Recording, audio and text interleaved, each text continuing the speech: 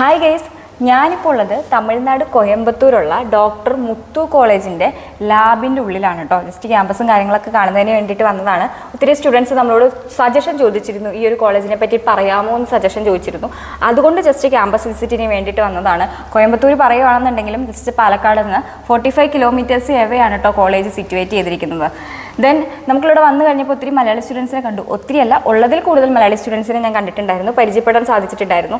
അതിലൊരാളാണിത്. നമുക്ക് ആളുടെ എക്സ്പീരിയൻസ് ഒന്ന് ചോദിച്ചു നോക്കാം. ഹായ്ഡാ, പേരെന്താ വരുന്നത്? ആലിയ. ആലിയുടെ സ്ഥലം എവിടെയാണ് വരുന്നത്? ഞാൻ വാൽപ്പാറയാണ് വരുന്നത്. ഏത് കോഴ്സ് അവിടെ പഠിച്ചുകൊണ്ടിരിക്കുന്നത്? OT and AT. So guys, Aliya പഠിക്കുന്നത് OT and AT ആണ്. ഏത് ഇയർ ആണ് പഠിച്ചുകൊണ്ടിരിക്കുന്നത്? ഞാനിപ്പോൾ ഫ്രഷറാണ്, ഫസ്റ്റ് ഇയർ ആണ്. ഫസ്റ്റ് ഇയർ സ്റ്റുഡൻ്റ് ആണ്. എങ്ങനെയാണ് നമ്മുടെ കോളേജിനെ പറ്റിയിട്ട് അറിഞ്ഞത്? ഞാനിങ്ങനെ ഗൂഗിളിൽ സെർച്ച് ചെയ്തപ്പോൾ കിട്ടിയതാണ്. ഗൂഗിളിൽ സെർച്ച് ചെയ്തപ്പോൾ ഡയറക്റ്റ് വന്ന് അഡ്മിഷൻ എടുക്കുമായിരുന്നു? കോളേജും ഹോസ്പിറ്റലൊക്കെ കണ്ടതിന് ശേഷമാണോ അഡ്മിഷൻ എടുത്തത്? ഡയറക്റ്റ് വന്ന് വിസിറ്റ് ചെയ്തതിന് ശേഷം. ഹോസ്പിറ്റലൊക്കെ ഇഷ്ടപ്പെട്ടിരുന്നോ? പേഷ്യൻസ് ഒക്കെ ഉണ്ടായിരുന്നോ വിസിറ്റ് ചെയ്ത സമയത്ത്? നല്ല പേഷ്യന്റ് ഫ്ലോ ഉണ്ടായിരുന്നു. അതുകൊണ്ടാണോ മെയിൻ ആയിട്ട് അഡ്മിഷൻ എടുക്കാനുള്ള റീസൺ? ഇഷ്ടമായ കോഴ്സ് ഇവിടെ കിട്ടിയപ്പോൾ അങ്ങനെ ഇഷ്ടമായിട്ട് OT പാഷനേറ്റ് ആയിരുന്നു. OT എടുക്കണമെന്ന് ആഗ്രഹം ഉണ്ടായിരുന്നു. സോ അഫോർഡബിൾ ഫീസ് ആയിരുന്നോ ഇവിടെ? കോയമ്പത്തൂരിൽ വെച്ച് കമ്പയർ ചെയ്യുമ്പോൾ ഇവിടെ കുറവാണ്. അഫോർഡബിൾ ഫീസ് ആണ്. എങ്ങനെയായിരുന്നു വന്ന സമയത്ത്? ഫാക്കൽറ്റീസ് ഒക്കെ എങ്ങനെയായിരുന്നു? സപ്പോർട്ടീവ് ആയിരുന്നോ? ടീച്ചേഴ്സ് ഒക്കെ വന്നപ്പോൾ തന്നെ ഇഷ്ടമായി? ഐ മീൻസ് പഠിപ്പിക്കുന്നതൊക്കെ മനസ്സിലാവുന്നുണ്ടായിരുന്നോ?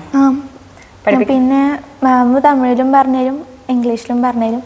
അങ്ങനെ സംശയം ഉണ്ടെങ്കിൽ സീനിയേഴ്സിനോട് ചോദിച്ചാൽ ഒരു മലയാളത്തിലും പറഞ്ഞുതരും. സീനിയേഴ്സും കംഫർട്ടബിൾ ആയിരുന്നു? സീനിയേഴ്സും റാഗിങ് ഇഷ്യൂസ് അങ്ങനെ എന്തെങ്കിലുമൊക്കെ അങ്ങനെ ഒരു കുഴപ്പമില്ല. സോ പെൺകുട്ടികൾക്ക് സേഫ് ആണ്, സെക്യൂർ ആണ്. നമ്മുടെ പാരന്റ്സിനൊക്കെ പുറത്ത് പോയി പഠിക്കുന്ന കുട്ടികൾ ഉണ്ടെന്നുണ്ടെങ്കിൽ പാരന്റ്സിനൊക്കെ ആയിട്ടുള്ള ഏറ്റവും വലിയ ടെൻഷൻ ആയിരിക്കും, സേഫ് ആണോ, കുട്ടികൾ സേഫ് ആണോ എന്നുള്ള കാര്യം. സോ ഇവിടെ റാഗിങ് ഒന്നും ഇല്ലാത്ത ക്യാമ്പസ് ആണ്. വളരെ കുറച്ച് കുട്ടികളുള്ളത് കൊണ്ട് തന്നെ, അതായത് 35 സീറ്റ്സ് ആണ് ഇവിടെ പാരാമെഡിക്കൽ റിലേറ്റഡ് കോഴ്സുകൾക്ക് ഇവർ കംപ്ലീറ്റ് ആയിട്ടും പ്രൊവൈഡ് ചെയ്യുന്നത്. അതുകൊണ്ട് തന്നെ ഇവിടെ വേറെ റാഗിങ് ഇഷ്യൂസ് ഒന്നുമില്ല. ഫാക്കൽറ്റീസ് ആണെങ്കിലും സീനിയേഴ്സ് ആണെങ്കിലും കംപ്ലീറ്റ്ലി കംഫർട്ട് ആണെന്നാണ് സ്റ്റുഡൻറ്റ് പറയുന്നത്. ദെൻ എങ്ങനെയാണ് നമ്മൾ കോളേജിൽ മൊത്തം വന്നു കഴിഞ്ഞപ്പോൾ ഇവിടെ എഡ്യൂക്കേഷൻ മാത്രമാണോ അതോ മറ്റ് വേറെ ഏതെങ്കിലും ആക്ടിവിറ്റീസ് പ്രൊവൈഡ് ചെയ്യുന്നുണ്ടോ? എന്തെങ്കിലും പ്രോഗ്രാംസ് കണ്ടക്ട് ചെയ്യാറുണ്ടോ? പ്രോഗ്രാമുകളുണ്ട്. ഇപ്പോൾ ഇവിടെ വന്നിട്ട് എത്ര നാളായി? ഞാൻ വന്നിട്ട് 4 മാസമായി. 4 മാസത്തിനുള്ളിൽ ഏകദേശം എത്ര പ്രോഗ്രാംസ് നടന്നിട്ടുണ്ടായിരിക്കും? ഇവിടെ പൊങ്കലും ക്രിസ്മസും ഉണ്ടായിരുന്നു. പൊങ്കലും സെലിബ്രേഷൻ ഉണ്ടായിരുന്നു, ക്രിസ്മസ് സെലിബ്രേഷനും ഉണ്ടായിരുന്നു. എല്ലാ ആക്ടിവിറ്റീസും നടക്കുന്നതാണ്, എല്ലാ പ്രോഗ്രാംസും കണ്ടക്ട് ചെയ്യുന്നതാണ്. സോ എഡ്യൂക്കേഷൻ പോലെ തന്നെ ക്യാമ്പസിൻ്റെ ഉള്ളിൽ നമ്മുടെ അക്കാദമിക് ബ്ലോക്കിൽ വെച്ചിട്ട് മറ്റ് പ്രോഗ്രാംസും കണ്ടക്ട് ചെയ്യുന്ന കോളേജാണ് കേട്ടോ. ദെൻ ക്ലിനിക്കൽ പ്രാക്ടീസസ് ഒക്കെ എങ്ങനെയാണ്? സീനിയേഴ്സ് എക്സ്പീരിയൻസ് ഷെയർ ചെയ്തോളൂ. ക്ലിനിക്കൽ പ്രാക്ടീസസ് ഒക്കെ നന്നായിട്ട് കൊടുക്കുന്നതാണോ? നന്നായിട്ട് കൊടുക്കുന്നതാണ്. ഡയറക്റ്റ് ഹോസ്പിറ്റലിൽ തന്നെയാണോ? ഈ ഓൺ ഹോസ്പിറ്റലിൽ തന്നെയാണോ കൊടുക്കുന്നത്?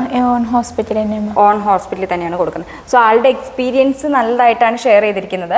സോ ഗൈസ്, 2025 അക്കാദമിക് ഇയറിലേക്ക് അഡ്മിഷൻ എടുക്കാൻ ആഗ്രഹിക്കുന്ന സ്റ്റുഡൻസിനോ അല്ലെങ്കിൽ നമ്മൾ കോളേജിനെ പറ്റി കൂടുതൽ അറിയാൻ ആഗ്രഹിക്കുന്ന സ്റ്റുഡൻസിനോ ഇപ്പോൾ തന്നെ സ്ക്രീനിൽ കാണുന്ന നമ്പറിലേക്ക് കോൺടാക്ട് ചെയ്യാവുന്നതാണ്. കേട്ടോ, താങ്ക് യു.